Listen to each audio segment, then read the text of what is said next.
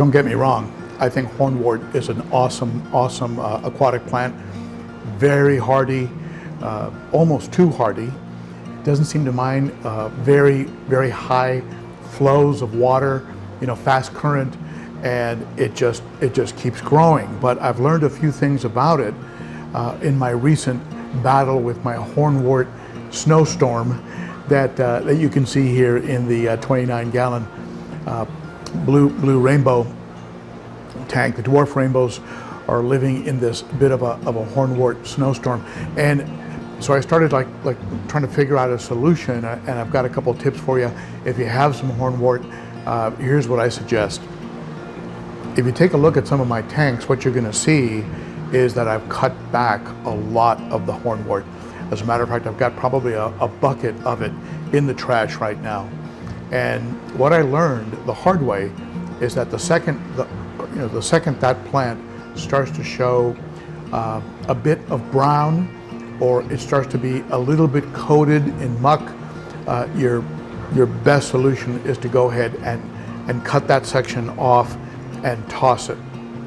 So that's my lesson number one with hornwort, and it had gone completely out of control, and then sections of it had turned a little bit brown and aged, and then it just started to release these sort of the equivalent of like pine needles that would then float all around the aquarium. The other tip I can give you is to you can control the hornwort in some type of a attachment. I've attached it to wood, and I've also, by looping it around or getting it caught in a crevice in the wood, and I've also used some of the Aquarium Co-op, the easy plant pots that you can see here in the video, and they've worked really well, not just for the hornwort, but for other plants that were being dug out by plecos or cories that were fooling around and not letting the roots become established. These pots have helped the plant to get a nice firm grip on the substrate, so that it doesn't get pulled up just by something as simple as a fish lightly digging around or the water current. So they've helped a lot. But probably my number one tip on hornwort is the second it starts to seem overgrown, don't hesitate. Get in there and cut it way back.